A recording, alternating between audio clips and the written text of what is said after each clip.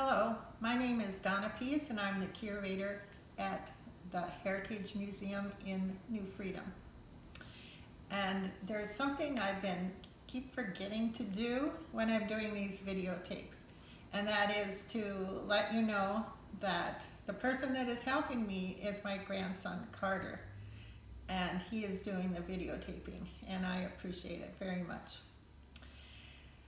So today I want to share two stories that I found in the binders in the museum here.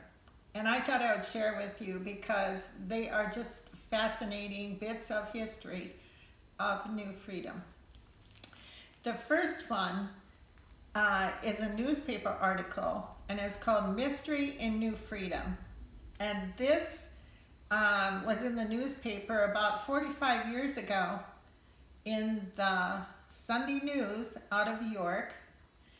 And this guy was telling about something that happened in New Freedom in 1923.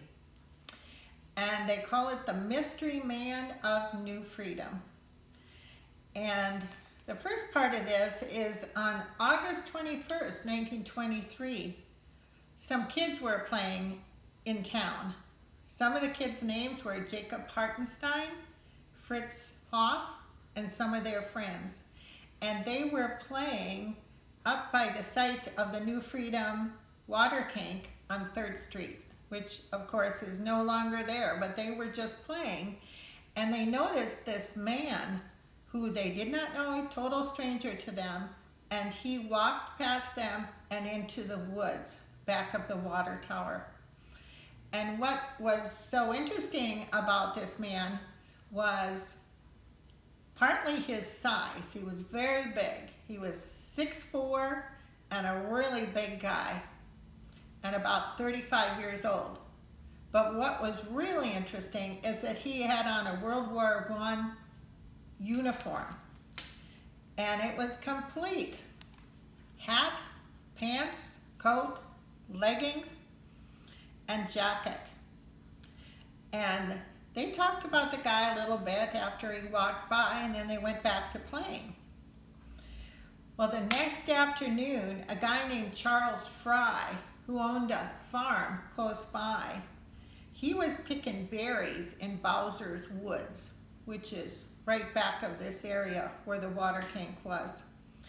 And he had moved recently from Virginia and had bought that farm right there.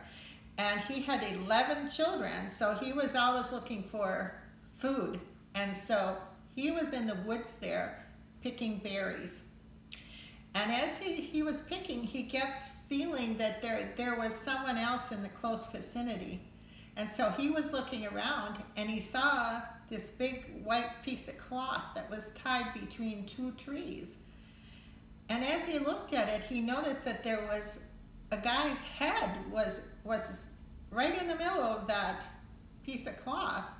And he went closer, and the things he observed were this. The guy, he was on his knees, he didn't have any clothes on, and he was dead. And then next to him was this kind of charred remains of what looked like his clothes and everything he had. So it was all burned up. So Mr. Fry went a few hundred yards to the home of Squire Miller, and he told him what he had seen. And so the two of those guys went over to Paul Hartenstein's house, and Paul at the time was the local funeral director. And so they went and told him. Well, one of Paul's sons was Jacob, who was one of the boys who the day before had seen this man walking around.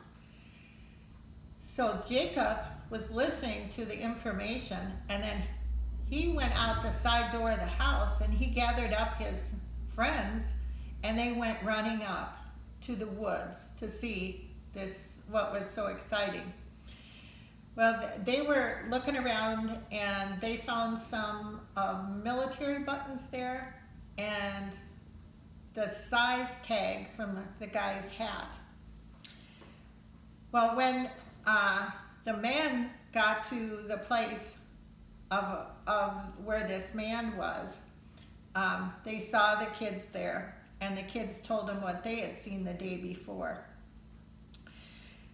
So it didn't take long for everybody in the whole town of New Freedom to hear about this story, and everybody wanted to talk about it. And the police told Mr. Hartenstein, please keep the body for a couple weeks so that we can get the word out and see if anybody will claim this guy, because there was no identification on him. And so for 2 weeks, pretty much everybody in town and the neighboring towns came and looked at this guy, and nobody knew who he was.